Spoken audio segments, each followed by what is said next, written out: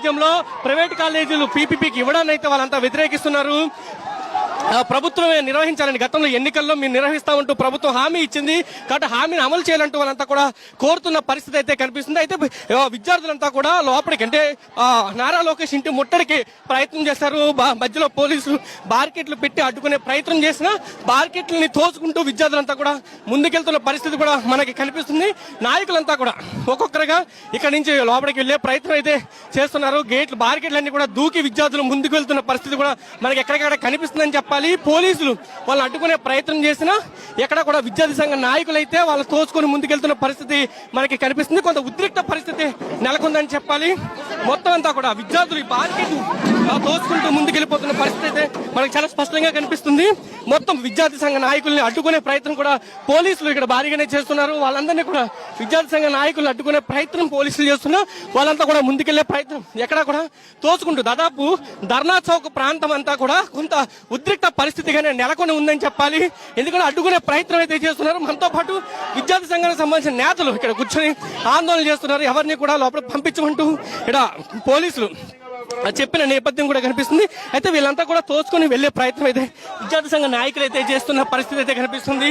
వాళ్ళు ప్రధానంగా ప్రధాన డిమాండ్స్ ఉన్నాయి, అసలు ఏంటనే అంశాలు కూడా వాళ్ళు అడిగి తెలుసుకునే ప్రయత్నం అయితే మనం చేద్దాము. విద్యార్థి సంఘ నాయకులు మనం చూస్తే బారికేడ్లు ఎక్కడికక్కడ బారికేడ్లు దాదాపు ఈ ప్రాంతం అంతా కూడా బారికేడ్లు వేసి అడ్డుకున్న పరిస్థితి కనిపిస్తుంది. మొత్తం విద్యార్థి సంఘ నాయకులంతా కూడా ఇక్కడ మనతో ఉన్నారు. ఏంటి ప్రధాన డిమాండ్స్ ఏంటి?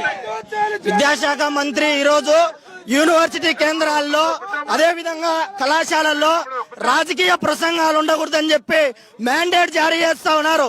ఏ విద్యార్థుల దగ్గరకు వచ్చి జీవో నంబర్ 77 రద్దు చేస్తానన్నావు, ఏ విద్యార్థుల దగ్గరకు వచ్చి 107, 108 జీవోలు రద్దు చేస్తా ఉన్నావు. ఇవాళ మా హక్కులు మేము అడుగుతా ఉంటే రాజకీయ ప్రసంగాలు ఆపని చెప్పి నియంతలాగా డిక్టేట్ లాగా ఇవాళ జారీ చేస్తా ఉన్నావా? ప్రజాస్వామ్య బద్దంగా ఉన్నటువంటి పరిపాలన చెప్పి మర్చిపోతా ఉన్నాడు. చక్రవర్తి అనుకుంటా ఉన్నాడు విద్యాశాఖ మంత్రి ఎన్డీఏ ప్రభుత్వం. అందువల్ల ఆల్ ఇండియా స్టూడెంట్ ఫెడరేషన్ గా హెచ్చరిక చేస్తా ఉన్నాం. యూనివర్సిటీ కేంద్రాల్లో విద్యార్థి హక్కులు లేదా కళాశాలలో విద్యార్థి హక్కులు ఖచ్చితంగా కాపాడుకుంటాం, ఖచ్చితంగా పోరాటం చేస్తాం. 107 రద్దు చేస్తానన్నావు, మెడికల్ కళాశాలలు కాపాడుతానన్నావు, ఫీజు రియంబర్స్మెంట్ బకాయిలు విడుదల చేస్తానన్నావు. ఇవాళ మేము ఫీజు రియంబర్స్మెంట్ బకాయిలు అడిగితే అవి జగన్మోహన్ రెడ్డి సర్కార్లో ఉన్నటువంటి బకాయిలు మేము ఎందుకు రిలీజ్ చేయాలని చెప్పి లోపాయికారిగా విద్యార్థులను మోసం చేసే విధంగా విద్యాశాఖ మంత్రి మాట్లాడుతా ఉన్నావు. నీ ప్రభుత్వానికి పాడగట్టే రోజులు చాలా దగ్గరలోనే ఉన్నాయి. మీ నాయన చంద్రబాబు నాయుడు ఏ యూనివర్సిటీలో చదువుకున్నాడు, నిమ్మల రామానాయుడు ఏ యూనివర్సిటీలో చదువుకున్నాడు, సబితమ్మ ఏ యూనివర్సిటీలో చదువుకుంది, పొలిటికల్ సైన్స్ యూనివర్సిటీ కేంద్రాల్లో ఎందుకు పెడతా ఉన్నారు? మేము విద్యార్థులుగా మా హక్కులు అడిగితే విద్యార్థులను నియంతలాగా అరెస్ట్ చేస్తావా? అరెస్ట్ చేయి.